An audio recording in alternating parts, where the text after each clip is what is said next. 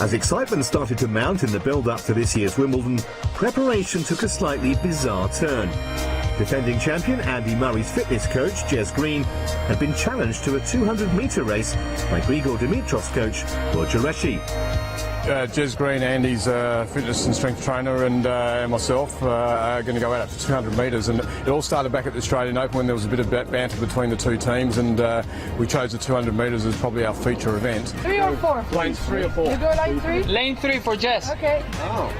I hope Jez has done some training. I don't think he'll want to lose. I hope he wins. Unfortunately, I'm going with Roger Rashid, a former fellow player. He's going to take it today in the 200 metres. Jez probably won't speak to me again about it after this bout. If he wins, I'm sure I won't hear the end of it as well.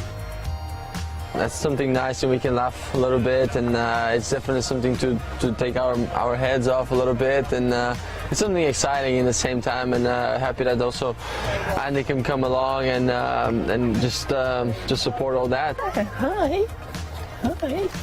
Hello. That's a lucky moment for you. I like to crush the opposition, and just the talk from Andy. I mean, I wish I was taking on Andy, to be perfectly honest, because I think I'd have him as well covered. But I was nervous last night. I slept. I watched a little bit of Usain Bolt. I tried to get similar type of techniques. I've put myself under video surveillance, but I've bounced out extremely excited, and more importantly, I do it for the kids in my foundation, which is pretty cool. What is your boy wearing? That's ridiculous.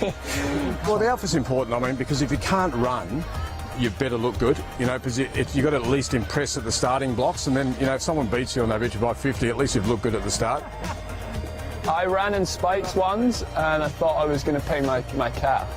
No, I might be a blink and I might be a long way from the finish line when Jez crosses it, so I'm hoping that somehow deep inside I'll be able to reel myself to close and gracious. Thank you very much.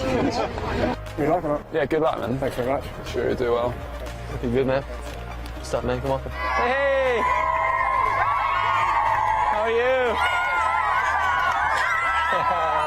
Can't believe there's this many people here.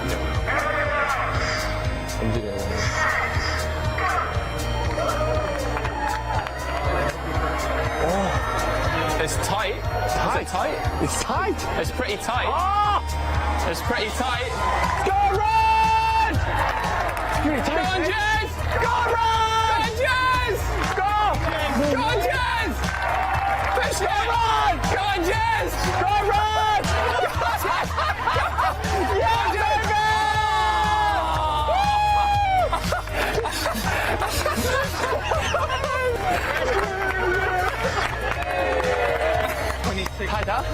25.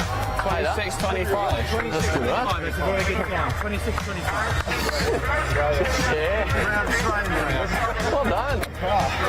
It's the Roger Rashid Sports Foundation. We're using sport as a medicine to save kids' lives. Sport can be a really driving factor in directing them in life, and especially in those communities. And we go into those communities, source them out, work with them, create infrastructure, sporting infrastructure, then give them coaching for free, and then try and transition them into clubs if we can. So all this all of a sudden is at their doorstep, and it gives them a pathway through life.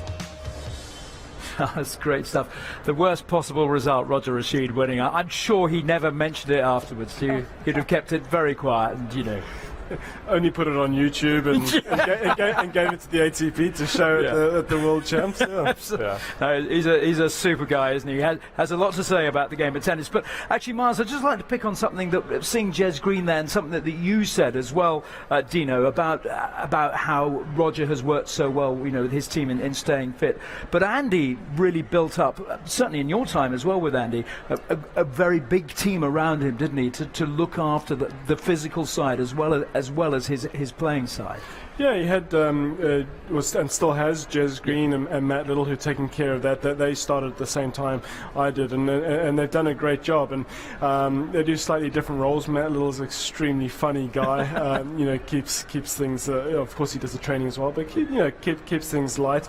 But you can see that the competitive environment that the players thrive on, and you see that not just there, but you see Rafa playing pool in the in the players' lounge, and he's having an argument with his team about whether someone hit the black first or whatever. So these are competitive guys and they thrive, and it's nice for the other members of the team just to do that, to remember what it's like to compete. And it also, someone like Andy, he's doing all this training as all the players are, but the other guys doing parts of it with him, and it gives them a little goal to to train for as well. So it's nice for, and then if it doesn't work out, and he's never shy giving them a little bit of stick. No, I can imagine. I'm sure Jez didn't live that down either. No, exactly. It was a very close run thing.